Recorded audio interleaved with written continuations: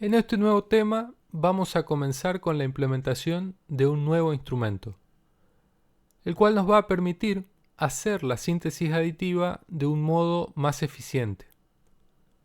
Pero ¿cuál es el problema con el instrumento 1 con el que veníamos trabajando hasta ahora? Bueno, supongamos que queremos generar una onda diente de sierra con este mismo instrumento. Para lograr esto, vamos a tener que programar una cantidad n de osciladores y cada uno de esos osciladores, mediante la evaluación o el cómputo directo, va a tener que calcular los valores correspondientes a la sinusoide que hace a cada parcial. Y por cada nuevo parcial que agreguemos a la mezcla, vamos a tener que incluir un nuevo oscilador al código. Y todo esto se hace, sin embargo, para poder repetir un patrón en las amplitudes, que es ni más ni menos que el ciclo de la onda resultante. Los valores de ese ciclo van a permanecer constantes durante toda la performance. Entonces, ¿por qué no mejor calcular, antes de comenzar la performance, los valores correspondientes a un ciclo de la onda resultante y luego simplemente leer esos valores de acuerdo con la frecuencia que le queremos dar a la fundamental? Esta otra estrategia haría mucho más eficiente a la síntesis aditiva con forma de onda fija, ya que no va a hacer falta una cantidad n de osciladores, sino simplemente un oscilador. Y esto es lo que vamos a intentar lograr con la programación del instrumento 2. Pero antes de hablar de este instrumento, hay que decir que primero vamos a tener que generar y almacenar los valores correspondientes a un ciclo de la onda resultante de la cual hablábamos antes. Entonces primero tendríamos que crear lo que se llama una tabla de función, representada en el gráfico como F1. Durante el mismo momento de creación, lo que vamos a hacer es invocar a una rutina de generación en NCSound que va a almacenar en dicha tabla los valores del ciclo de la onda resultante. Y luego, en lugar de usar oscills, que trabaja por el método de evaluación directa, vamos a usar un nuevo opcode llamado posil. Este opcode lo que va a hacer es escanear la tabla de función F1, tomando de allí los valores que correspondan y que fueran previamente computados gracias a la rutina de generación. Una ventaja de esta nueva estrategia es que, además de no requerir más de una instancia del opcode posil, vamos a tener un control preciso de la amplitud resultante, la cual vamos a poder controlar de manera directa conectando la salida del INSEG a la entrada del oscilador. Esto nos va a permitir ahorrar una multiplicación. Veamos entonces un ejemplo concreto.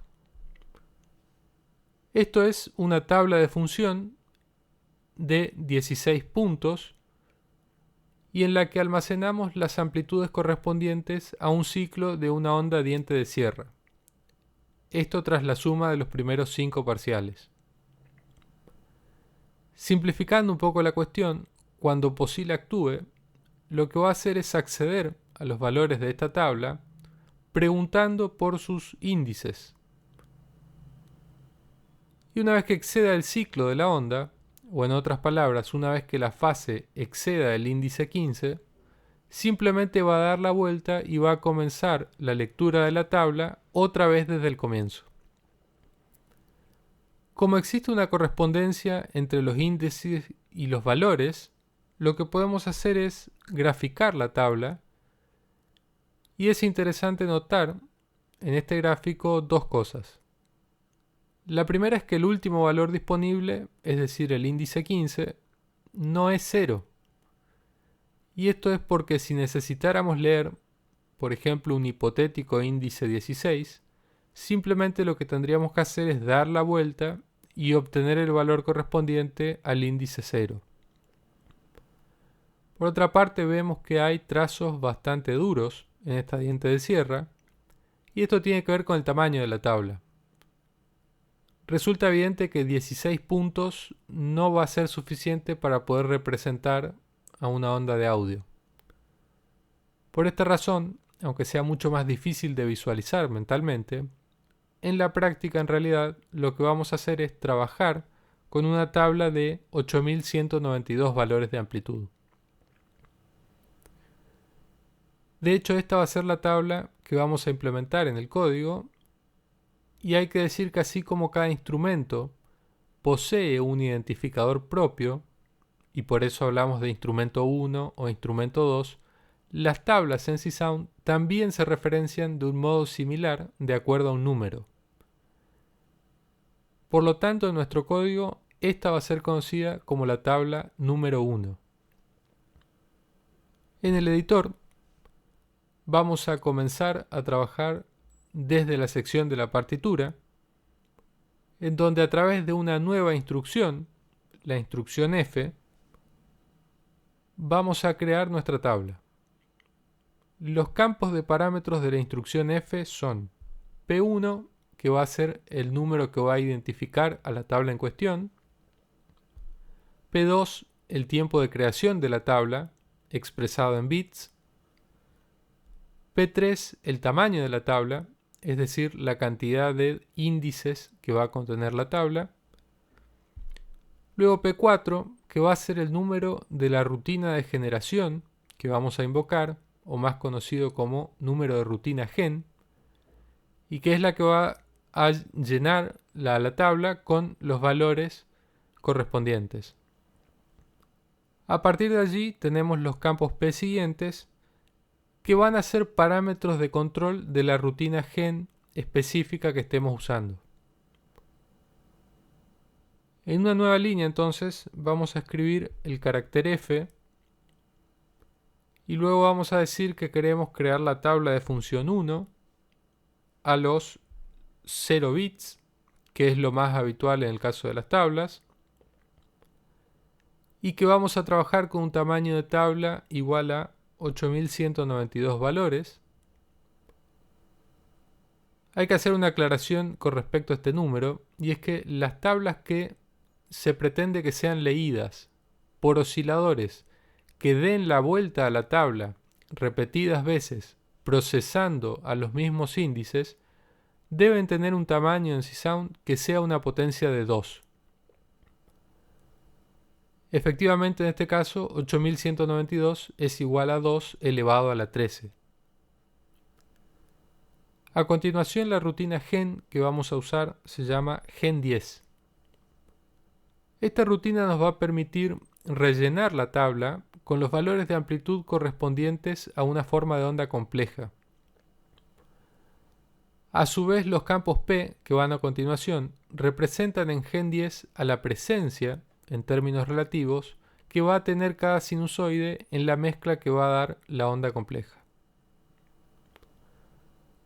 Entonces, por ejemplo, para lograr una onda diente de sierra con 5 parciales, vamos a tener que completar cada campo P con la relación correspondiente que tienen estos componentes en la forma de onda en cuestión. Esta es la relación 1 sobre n para los primeros 5 parciales. Abajo de la instrucción F vamos a concluir nuestro trabajo sobre la partitura agregando una instrucción I.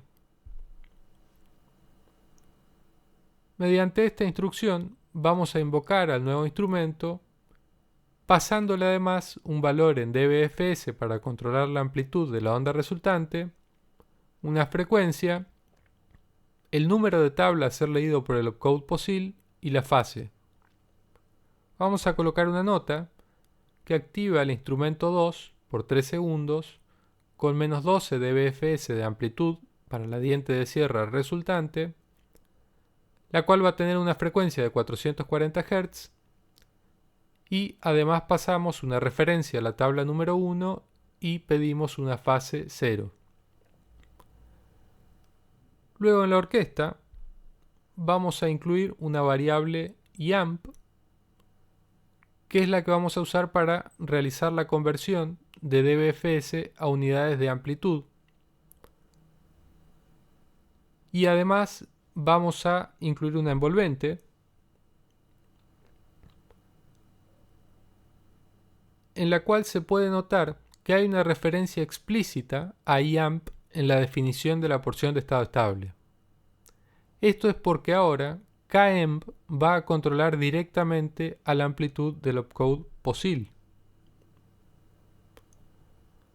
Las entradas de POSIL van a ser amplitud, frecuencia y el número de tabla a ser leída por el opcode más la fase inicial.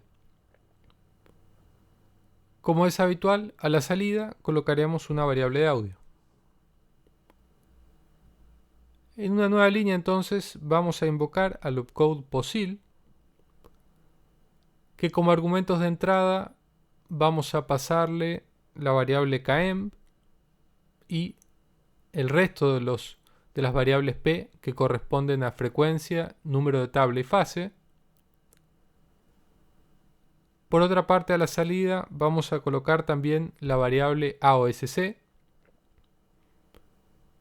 que finalmente va a ser la que va a transportar la señal de audio con la forma de onda resultante hasta la entrada del opcode out. Recordemos que en la partitura hay una nota de 3 segundos. Vamos a presionar ahora el botón correr para escuchar el resultado.